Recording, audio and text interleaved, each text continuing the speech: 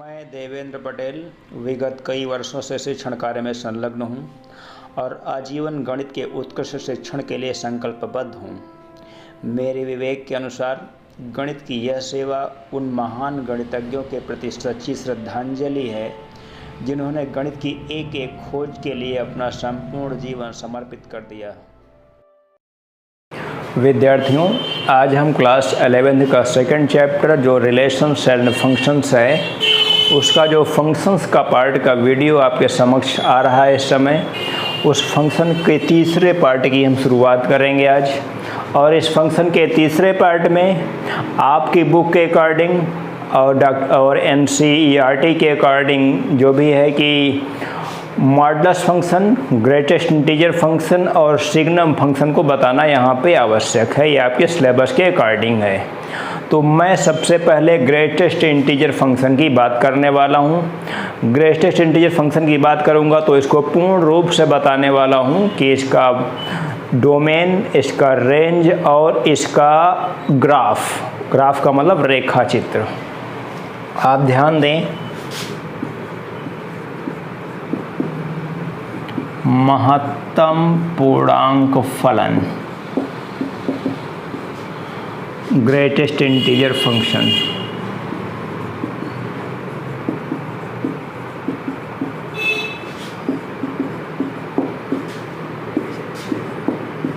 हमने कहा कि हम पूर्ण रूप से ग्रेटेस्ट इंटीजर फंक्शन को डिफाइंड करेंगे, ग्राफ बताएंगे, सब कुछ करेंगे। यदि y बराबर fx एक दिया गया फलन इस प्रकार से है कि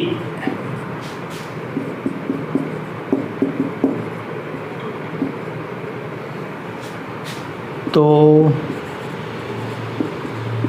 इसे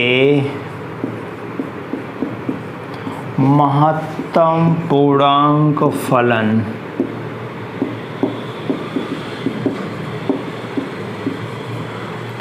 महत्तम पूर्णांक फलन कहते हैं। और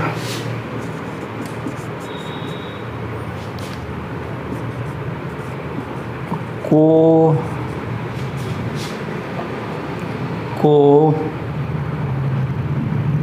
ग्रेटेस्ट इंटीजर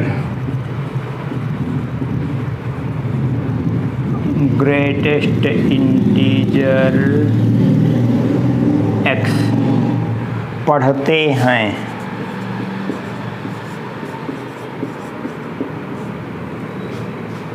यहाँ greatest integer x equals to, आप ध्यान दें, x यदि x एक पूर्णांक है, x एक पूर्णांक है और यहाँ पे लिखूँगा x से छोटा एक पूर्णांक यदि x एक पूर्णांक नहीं है।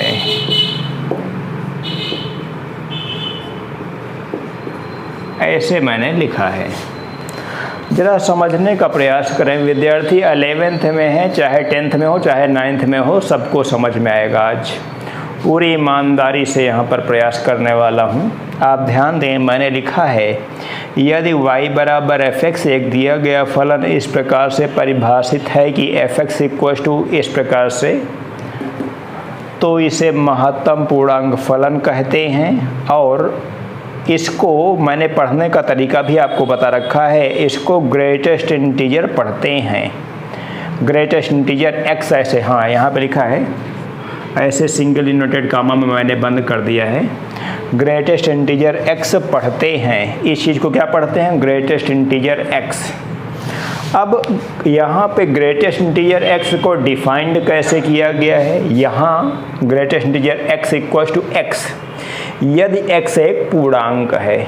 यानी कि पूर्णांकों के लिए, और अगर पूर्णांक नहीं है तो यानी कि ग्रेटेस्ट इंटीजर फंक्शन को दो प्रॉपर्टीज़ के अकॉर्डिंग डिफाइंड किया जा रहा है। जरा समझने का प्रयास करें, 100% समझ में आने वाला है।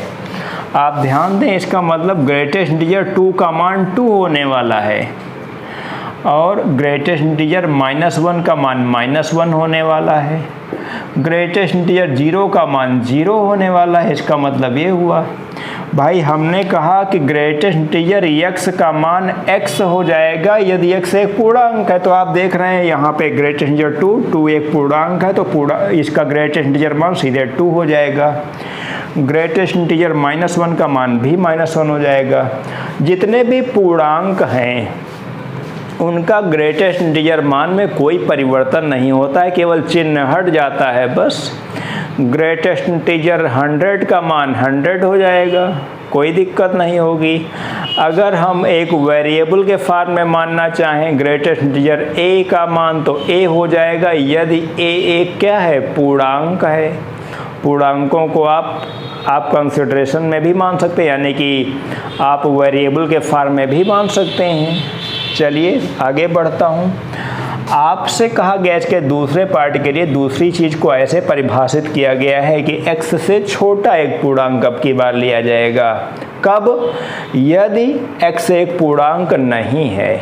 अगर x एक पूर्णांक नहीं है तो जैसे हमने कह दिया 2.9 ये पूर्णांक नहीं है। आप जानते हैं इंटीजर्स के बारे में सब कुछ आपको बता चुका हूँ पहले से।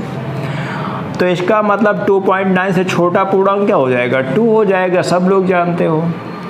अब अगर हम कह दें कि 5.256 इसका ग्रेटेस्ट इंटीजर मान क्या हो जाएगा, 5 हो जाएगा, क्योंकि 5.256 क्या है, 5 से बड़ा है। तो 5 से बड़ी राशि का ग्रेटेस्ट इंटीजर मान क्या हो जाएगा, 5 हो जाएगा। इसी प्रकार से अगर हम कह दें 0.29 हो गया, इसका ग्रेटेस्ट इंटीजर मान क्या होगा, सब लोग जानते हैं इसका ग्रेटेस्ट इंटीजर मान 0 हो जाएगा। हाँ, कई बार विद्यार्थियों को निगेटिव संख्याओं के ग्रेटेस्ट इंटीजर मान निकालने में ज़्यादातर लोग गलतियां करते हैं स्टूडेंट्स। तो मैं इसकी समस्या को समाप्त करता हूं और यहाँ पे एक संख्या रेखा बना रहा हूँ -इनफाइनाइट से +इनफाइनाइट। यहाँ पे 0 है, यहाँ पे 1 है, 2 है, यहाँ पे इसी प्रकार से -1 -2 अप टू 1, यहाँ पे भी इसी प्रकार से आगे। अब जैसे मैंने कहा 0.29 वो यहाँ पे कहीं होगा, तो इससे छोटा पूर्णांक 0 दिखाया गया है, क्योंकि इस संख्या रेखा पर नंबर लाइन पर केवल इंटीजर्स को ही रिप्रेजेंट किया गया है फिलहाल। 5.256 5 तक तो हमने नहीं दिखाया है फिलहाल, ये 2.9 है। जैसे 2.9 यहाँ कहीं पे होगा, यहाँ पे 3 होगा, तो 2.9 से छोटा पूर्णांक 2 हो जाएगा। अब मैं निगेटिव नंबर्स की बात करूँगा। जैसे अगर मैं आपसे पूछूं 0 से छोटा इंटीजर क्या होगा, 0 से छोटा इंटीजर -1 होगा। 0 से छोटा इंटीजर -1 आपको दिख रहा है। -1 से छोटा इंटीजर -2 होगा। -2 से छोटा इंटीजर -3 होगा। तो इसका मतलब आपको ये समझाना चाहता हूँ कि -0.23 इसका ग्रेटेस्ट इंटीजर मान क्या हो जाएगा। आप समझें कि -0.23 -1 और 0 के बीच में कहीं पे हो सकता है, बिल्कुल सही है। अब इस संख्या 0 और -1 के बीच में अगर कोई संख्या है तो इससे छोटा पूर्णांक मैंने आपको क्या बताया है अभी थोड़ी देर पहले, 0 छोटा पूर्णांक क्या होगा, -1, तो इसका मतलब इसका ग्रेटेस्ट इंटीजर मान -1 हो जाएगा। अगर मैं आपसे पूछूं -2.5 का ग्रेटेस्ट इंटीजर मान, तो आप क्या कहेंगे, -3 कहेंगे। -1.99 का ग्रेटेस्ट इंटीजर मान क्या होगा, -1.99 का मतलब ये -2 और -1 के बीच में कहीं पर होगा, और -2 और -1 यानी कि -1 से छोटा पूर्णांक, इसका मतलब लगेगा -1 से छोटा पूर्णांक -2 हो जाएगा। तो इस प्रकार से उम्मीद करता हूँ कि अब ग्रेटेस्ट इंटीजर वैल्यू आप सब लोग कैलकुलेट कर सकते हैं। हाँ, प्रॉपर्टीज़ इसकी बहुत सारी छोटी बड़ी याद आ रही हैं, लेकिन उनको नहीं बताने वाला हूँ यहाँ पे, अन्यथा फिर आप परेशान हो जाएंगे। आप एक सीमित पढ़िए लेकिन कंप्लीट पढ़िए, मेरा ये मतलब है। जो आपके सिलेबस में है अभी उसी को पढ़िए, उसके बाद आपको धीरे धीरे आगे की शिक्षा भी दी जाएगी जब आप आगे कॉम्पिटिटिव एग्जाम से जुड़ेंगे। तो सबसे पहले इन्हीं चीज़ों को सीखना है। तो ये डिफिनीशन हो गई, ये वैल्यूज़ कैलकुलेट करने के तरीके हो गए। इसके बाद बात करते हैं इसके ग्राफ की और इसके डोमेन और रेंज की। तो डोमेन और रेंज तो बिना ग्राफ के आप समझ सकते हैं। तो इसका फ़िलहाल डोमेन यहाँ पे लिखता हूँ। डोमेन ऑफ एफ का मतलब इसका ग्रेटेस्ट इंटीजर फंक्शन का डोमेन। आप देख रहे हैं कि डोमेन के लिए यहाँ पर किसी भी वास्तविक संख्या को ले सकता हूँ, किसी भी वास्तविक संख्या 2/5, 3/4 सबका ग्रेटेस्ट इंटीजर मान निकाला जा सकता है। यानी कि डोमेन ऑफ एफ क्या हो जाएगा, रियल नंबर्स। रियल नंबर्स यानी कि पूरी वास्तविक संख्याएँ। और इसका रेंज क्या हो जाएगा, यानी कि ये ग्रेटेस्ट इंटीजर फंक्शन का रेंज क्या हो जाएगा, रेंज इसका केवल इंटीजर्स होगा। ऐसे लिख देता हूँ, इंटीजर्स, केवल इंटीजर वैल्यू। जो भी इसकी ग्रेटेस्ट इंटीजर मान का जो रिजल्ट आया है वो हमेशा इंटीजर ही आया है। 2, -1, 0, 2, 5, 0, -1, -3, -2 अप टू 1 इस प्रकार से। तो आपने क्या देखा कि जब भी इसका रेंज आएगा तो हमेशा क्या आएगा, वो इंटीजर्स आएगा, यानी कि पूर्णांकों का समुच्चय आएगा। अभी एक चीज़ क्या बची है, इसका ग्राफ बचा हुआ है। ग्राफ के लिए यहीं पे छोटी सी जगह है हमारे पास, यहीं पे इसको बनाना चाहता हूँ ग्राफ को।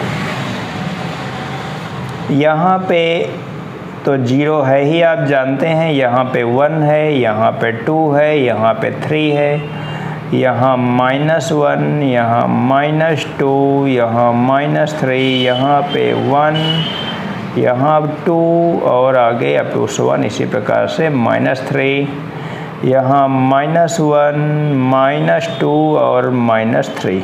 चलिए, ये ओरिजिन है ही आपका। मैं यहाँ पे बताने वाला हूँ कि 0 से बड़ी संख्याओं का ग्रेटेस्ट इंटीजर मान 1 के पहले तक हमेशा 0 होता है। यानी कि पहला हिस्सा ग्राफ का एक हिस्सा इतना बना, ग्राफ का एक हिस्सा, ग्राफ का दूसरा हिस्सा, ग्राफ इतने पे ब्रेक हो जाएगा। उसके बाद ग्राफ का दूसरा हिस्सा यहाँ पे बनेगा और इसका मान यहाँ पे दिखा रहा हूँ 1 पे। यानी कि 2 से छोटे, 2 पे 0 लगाने का मतलब ये हुआ कि 2 का तो ग्रेटेस्ट इंटीजर मान 2 होता है, लेकिन 2 से छोटे जितने भी संख्याएं होंगी उनका सबका ग्रेटेस्ट इंटीजर मान कहाँ पे होगा, 1 पे होगा। आगे बढ़ूँगा अगले स्टेप में तो यहाँ से आपका ग्राफ मिलने वाला है इस प्रकार से, और ग्राफ इसका यहाँ पे 2 पे समाप्त होगा। 2 पे समाप्त होने का मतलब 3 पे 0 लगाया गया है। 3 से छोटी सभी संख्याओं का ग्रेटेस्ट इंटीजर मान क्या होगा, 2 होगा। इसी तरह से अगर हम ये तो ग्राफ इसी प्रकार से आगे बढ़ता जाएगा। ये स्टेप फंक्शन कहा जाता है, डिसकंटिन्यूअस। एक नाम आपने नया सुन लिया है। डिसकंटिन्यूअस का मतलब कंटिन्यूअस का मतलब संतत, डिसकंटिन्यूअस का मतलब असंतत। आप देखें, इतना हिस्सा, फिर इतना, फिर यहाँ पे ब्रेक आया, फिर इतना, इस प्रकार से। और यहाँ पर जब निगेटिव की ओर बढ़ेंगे तो इस प्रकार से ये ग्राफ बनता जाएगा, ऐसे। ये काहे का ग्राफ हो गया, ग्रेटेस्ट इंटीजर फंक्शन का ग्राफ हो गया। ये 0 से छोटे जो भी पूर्णांक होंगे उनका मान -1 पे आएगा, और इसी प्रकार से जो पूर्णांक यहाँ पे -1 से छोटे होंगे उनका मान हमेशा कहाँ पे आएगा, -2 पे आएगा। तो इस प्रकार से ये ग्रेटेस्ट इंटीजर फंक्शन का ग्राफ हो गया। डोमेन और रेंज आपको पहले से बता चुका हूँ। तो इस तरह से ये ग्रेटेस्ट इंटीजर फंक्शन आपका कंप्लीट होता है। इसका ग्राफ आप जैसे क्लास 10th में, 9th में, 8th में और 6th 7th सब में आप ग्राफ बनाते थे। ग्राफ पेपर पे यहाँ पे सब कुछ खींचना पड़ता था। लेकिन अब इंटरमीडिएट में मैथमेटिक्स में कहीं भी हम लोग ग्राफ का यूज आवश्यक रूप से नहीं होगा, यानी कि आवश्यक नहीं होगा। आप चाहें तो इसी फिगर को आप ग्राफ पेपर पे बना सकते हैं या फिर आप चाहें तो सीधे सादे पेज पे बना सकते हैं। यहाँ पर ग्राफ कोई नेसेसरी कंडीशन नहीं है आपके लिए। विद्यार्थियों, हम मापांक फलन की शुरुआत करने वाले हैं और मापांक फलन पे भी सबसे पहले इसको डिफाइंड करेंगे, उसके बाद इसके डोमेन, रेंज और इसके ग्राफ की चर्चा करेंगे। लिखूँगा माना y बराबर fx एक दिया गया फलन इस प्रकार से है कि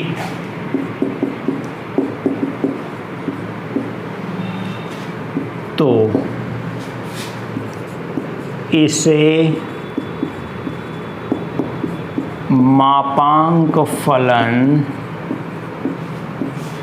कहते हैं। तो इसे मापांक फलन कहते हैं। यहाँ अब मॉड ऑफ एक्स को, ये तो एक प्रकार से इसकी भूमिका हो गई कि मापांक फलन कहते किसे हैं, तो मापांक फलन का रिप्रेजेंटेशन इस प्रकार से होता है। अब इसका मेन थीम क्या है वो यहाँ पे लिखा जा रहा है। यहाँ इसके भी दो पार्ट्स आते हैं।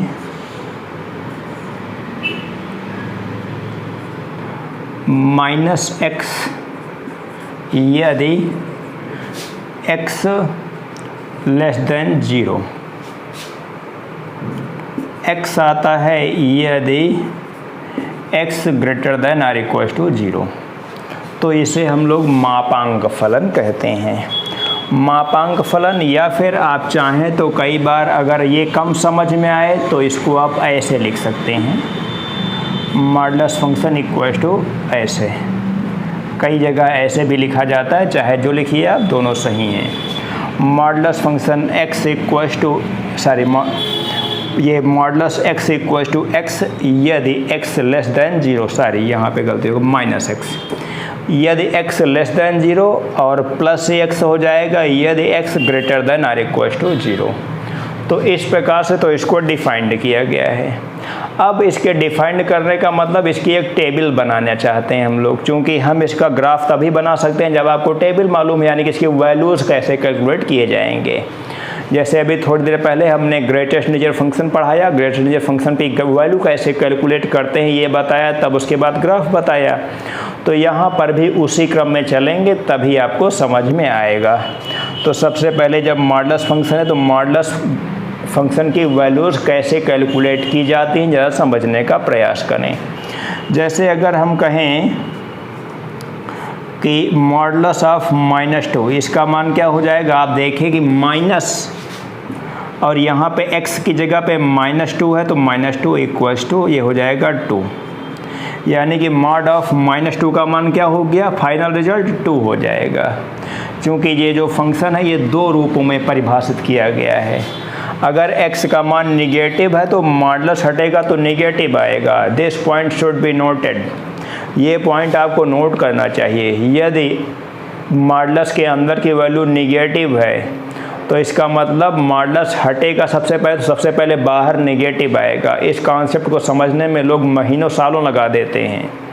फिर से बता रहा हूँ, जैसे मैं आगे लिख रहा हूँ मॉड ऑफ -3, इसका मान क्या हो जाएगा, सबसे पहले मॉड हटेगा तो माइनस पहले बाहर आएगा, उसके बाद मॉड के अंदर की क्वांटिटी क्या है -3 है तो -3 ऐसे बनी रहेगी। उसके बाद फाइनल रिजल्ट क्या हो जाता है, +3 हो जाता है। इस प्रकार से मॉडुलस में जब भी कोई वैल्यू मॉडुलस ब्रेक होता है तो ये कहा जाता है कि मॉडुलस पॉजिटिव रिजल्ट देता है। लेकिन ये रिजल्ट कहीं कहीं पर आपको ये लगेगा कि फेल हो गया है, तो जहाँ पर फेल होता नज़र आएगा वहाँ पे लिए मैं फिर से बात बताऊँगा कि कहाँ पे और क्यों फेल होता है। अभी फ़िलहाल आप केवल इतना ही जानिए, नहीं तो फिर आप कंफ्यूज हो सकते हैं, बहुत ज़्यादा कंफ्यूज हो सकते हैं। इसके अलावा मैं और कुछ वैल्यूज़ यहाँ पे आपको बता रहा हूँ, जैसे मॉड ऑफ 0 का मान 0 हो जाएगा। मॉड ऑफ 1 की वैल्यू आप देख रहे हैं, मॉड ऑफ 1 अगर रखेंगे तो x यहाँ पे पॉजिटिव है तो सीधे 1 मिल जाएगा। मॉड ऑफ 3 की वैल्यू 3 हो जाएगी। इस प्रकार से सब मान आपको मिलते जाएंगे। मॉड ऑफ -1 का मान निकाले तो +1 हो जाएगा। तो अगर मैं इसको ऑर्डर्ड पेयर्स के रूप में लिखना चाहूँ तो ऐसे लिख सकता हूँ। आप ध्यान दें, पॉइंट O आप देखें कि 0 0 मिलेगा, यानी कि x का मान ये जो अंदर है, इस प्रकार से आप ध्यान दें y बराबर fx होता है और fx बराबर ही यहाँ पे ये चीज़ ली जाती है। ज़रा समझने का प्रयास करें।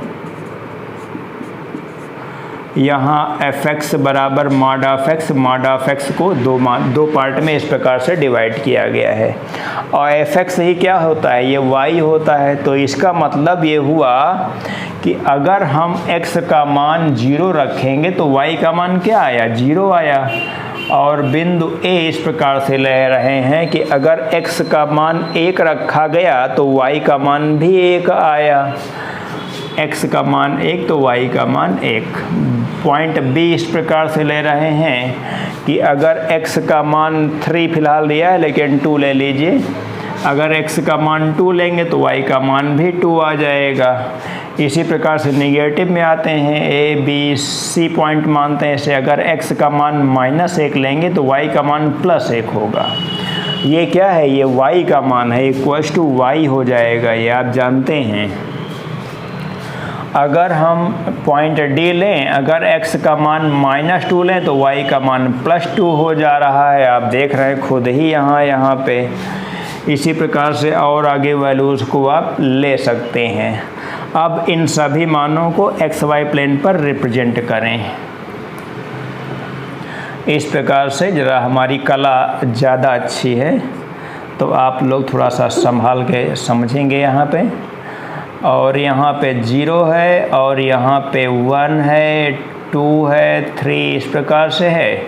यहाँ पे निगेटिव पोजीशन में भी -1, -2, -3 यहाँ पर y के मान तो आप देख रहे हैं हमेशा पॉजिटिव ही आते हैं इसमें, तो y को नीचे यहाँ पे निगेटिव में दिखाने की आवश्यकता नहीं है। आप देखें जब भी वैल्यू निकल के आई है y बराबर 2, y बराबर 3, y बराबर 3, y बराबर 0, y बराबर 1, यानी कि मॉडुलस फंक्शन की वैल्यू यहाँ पे कहीं भी निगेटिव नहीं आ सकती। ठीक, तो यानी कि यहाँ पे दिखा देंगे हम लोग 1, 2, 3 इस प्रकार से। अब एक पॉइंट 0 0 वो तो यहीं पे हो जाएगा O। उसके बाद 1 1 एक पॉइंट है तो 1 1 हमारा पॉइंट इस प्रकार से आ रहा है, इसको हम पॉइंट A नाम दे देंगे। उसी प्रकार से 2 2 एक पॉइंट है, यानी कि x पे 2 y पे 2। जो लोग अभी तक ग्राफ बनाना नहीं सीख पाए हैं उनके लिए आज एक सुनहरा मौका है कि वो ग्राफ बनाना सीख सकते हैं। यहाँ पे B पॉइंट हो जाएगा। इसी प्रकार से अगर आप निगेटिव पोजीशन में आए, x का मान -1, y का मान +1, यानी कि x पे माइनस और y पे प्लस, तो इस प्रकार से हम लोग आगे बढ़ते हैं। ये पॉइंट C हो जाएगा। पॉइंट D x पे -2, y पे +2, यानी कि इस प्रकार से यहाँ पे हो जाएगा और यहाँ पे हो जाएगा। ये पॉइंट कौन सा कहा जाएगा, ये पॉइंट D कहा जाएगा।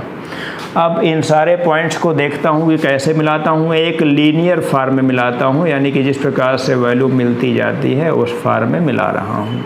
ऐसे आप देखें कि ये दो भुजाएं इस प्रकार से बन जाती हैं। यही ग्राफ मॉडुलस फंक्शन का ग्राफ कहा जाता है। अब मॉडुलस फंक्शन का ये ग्राफ अगर आप सीख गए हैं तो बहुत सारे मॉडुलस फंक्शन के ग्राफ आप सीख सकते हैं। उसको हम फिर से कभी बताएंगे, अभी रिवीजन कराएंगे तब फिर से बताएंगे आपको। अभी फ़िलहाल आप इतना ही पढ़ें।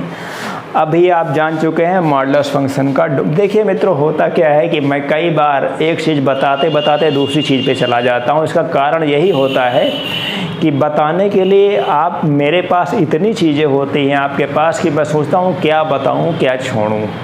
उसके बाद फिर से आपकी सीमाओं की याद आ जाती है कि आपकी कुछ सीमाएं हैं। अभी आप प्राइमरी स्टेज में सीख रहे हैं चीज़ों को, तो यहाँ पर चीज़ें अगर मैं इससे ज़्यादा बताऊँगा तो निश्चित रूप से आपको परेशानी होने वाली है। अगर किसी बच्चे को काखा गगा सिखाने से पहले ही वो सीख ना पाए और उससे कह दिया जाए चलो बेटा तुम लिखो, समुद्र में राक्षस रहता था, तो समुद्र में राक्षस रहता था तो वो पहले से ही डर जाएगा राक्षस से कि अब हम लिखें तो कैसे लिखें। अभी काखा गगा सीख रहा है तो उसको काखा गगा सीखने दो। ऐसे होती है पढ़ाई। मैं यहाँ पे बहुत ज़्यादा विद्वता अगर अपनी दिखाऊंगा कि मैं बहुत सारे लोगों की तरह से अगर पढ़ाने लगूंगा कि एक ही चीज़ में अब यहाँ पे मॉडुलस फंक्शन शुरू किया तो मॉडुलस फंक्शन के बारे में बहुत सारी बातें बताई जा सकती हैं। अगर उन बातों को मैं भी आपको बताने लगूंगा तो फिर वही कहानी हो जाएगी कि बच्चा सीख नहीं पाएगा। क्लास 11th को ध्यान में रखते हुए सीखना पड़ता है, यहाँ पे बताना पड़ता है। तो फ़िलहाल इस तरह से आपने ग्राफ तक का सफ़र तय किया है। आगे का सफ़र होता है हमारा इसका डोमेन और रेंज का।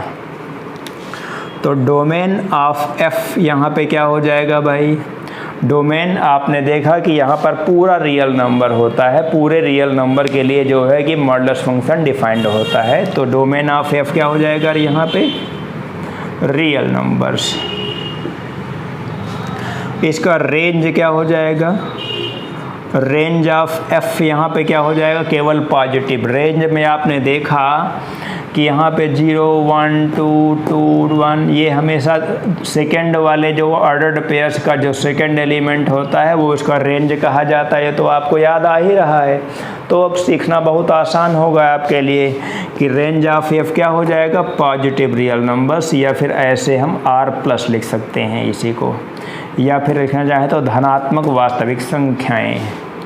ये हो गया डोमेन और रेंज, ये हो गया सब कुछ आपके समझ में आएगा। मैं बात करूँगा अगले ग्राफ की। हम बात करने वाले हैं आगे सिग्नम फंक्शन यानी कि चिन्ह फलन की। तो सिग्नम फंक्शन मॉडुलस फंक्शन का ही एक रूप होता है।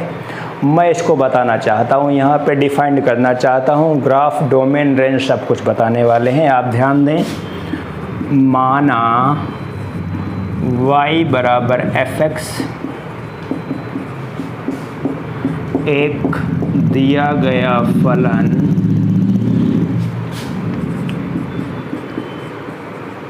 इस प्रकार से परिभाषित है, इस प्रकार से परिभाषित है कि fx बराबर mod of x by x। तो इसे सिग्नम फलन कहते हैं। मैं यहाँ पे हिंदी में ही लिखे देता हूँ सिग्नम, क्योंकि कई सारी किताबों में सिग्नम ही लिखा जाता है, चिन्ह का ही नाम ही नहीं लिया जाता है। फिलहाल मैंने दोनों रूपों में सब कुछ लिख दिया है। तो इसे सिग्नम फलन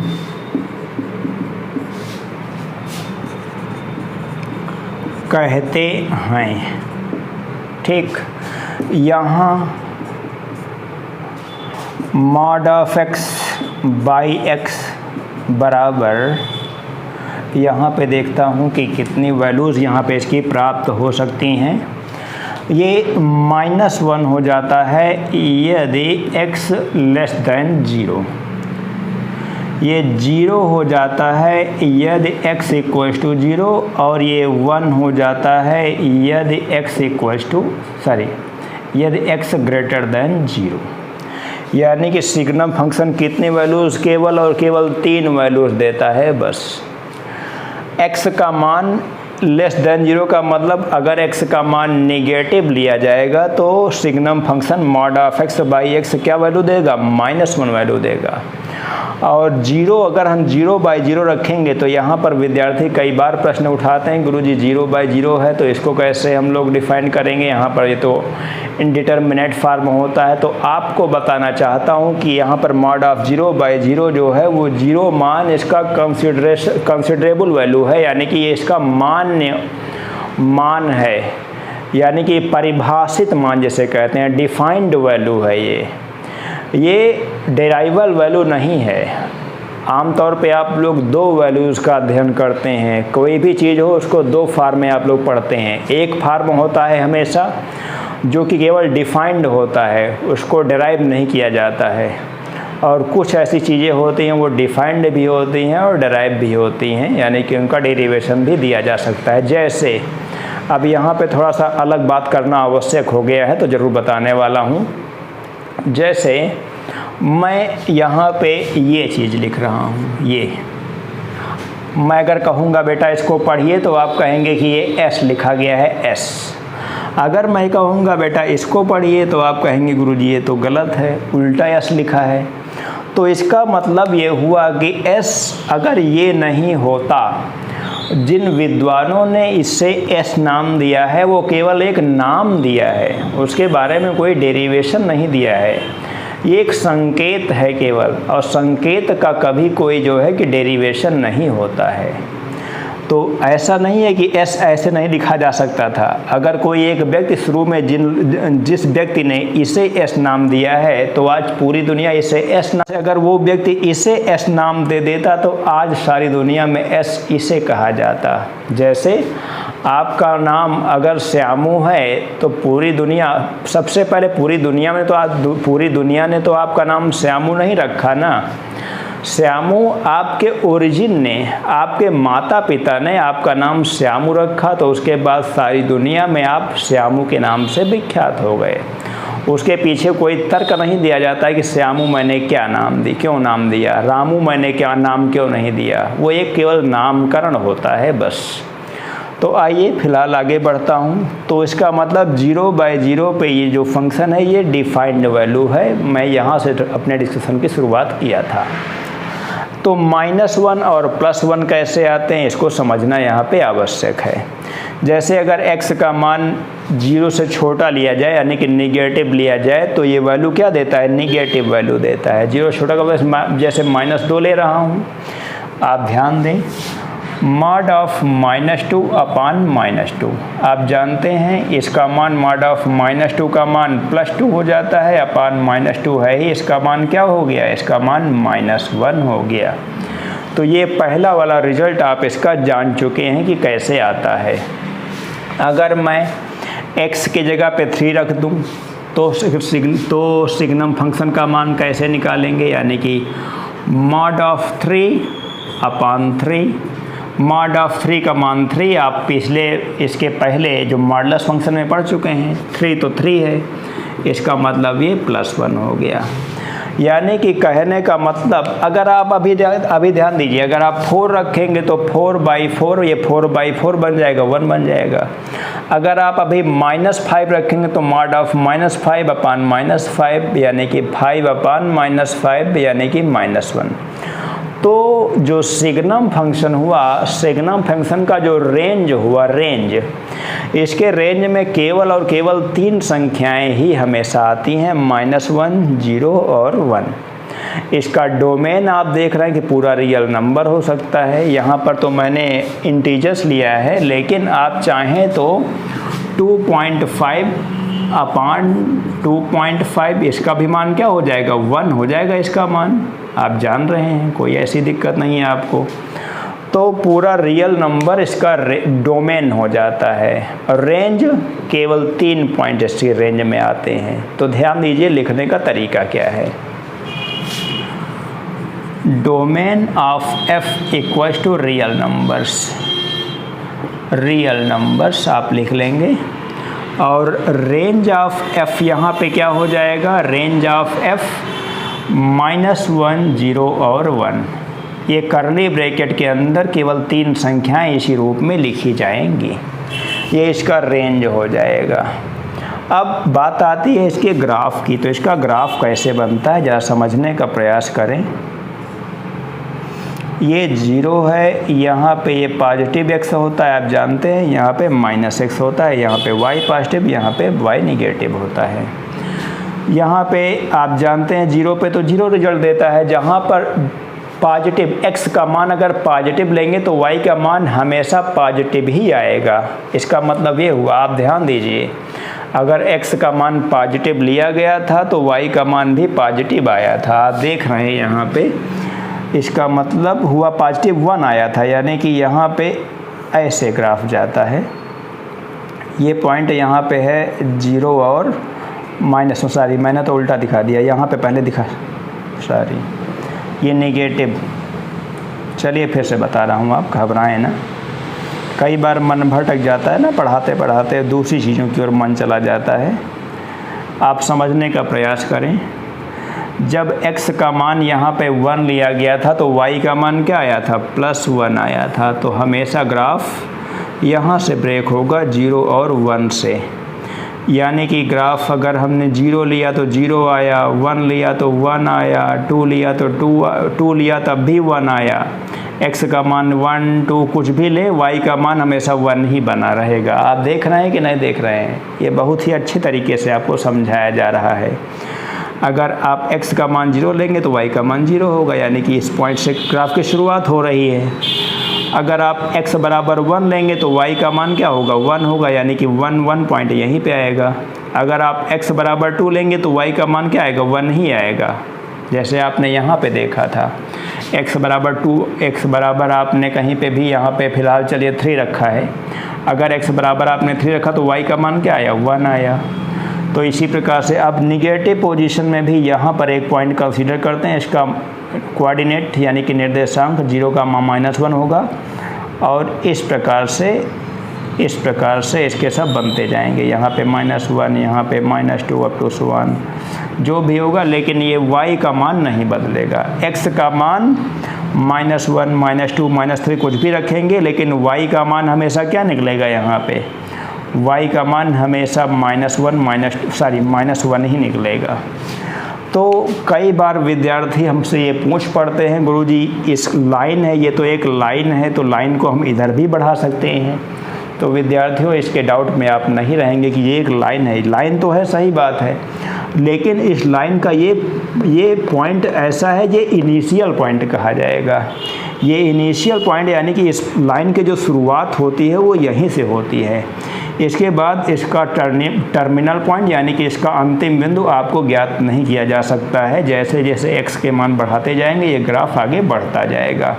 इसी प्रकार से ये जो हिस्सा ग्राफ का है उसका भी इनिशियल पॉइंट इस पॉइंट पे है, आगे इसको बढ़ाते जाएंगे हम लोग।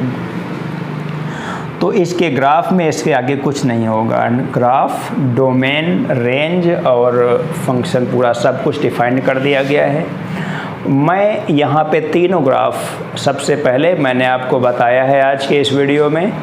सबसे पहले ग्रेटेस्ट इंटीजर फंक्शन पूर्ण रूप से समझ में आना चाहिए। उसके बाद फिर मैंने बताया मॉडुलस फंक्शन, और मॉडुलस फंक्शन के बाद मैंने आपको बताया है चिन्ह फलन यानी कि सिग्नम फंक्शन। आज की इस क्लास को यहीं पे समाप्त करेंगे, यानी कि इस वीडियो को यहीं पे रोक दिया जाएगा। और इसके जो पिछले चैप्टर के बचे हुए क्वेश्चन थे वो और एक विविध प्रश्नावली भी आपकी बुक में मिसलेनियस एक्सरसाइज दी गई है, उसके भी कुछ क्वेश्चंस को लेके मैं एक अगला वीडियो लेके आने वाला हूँ।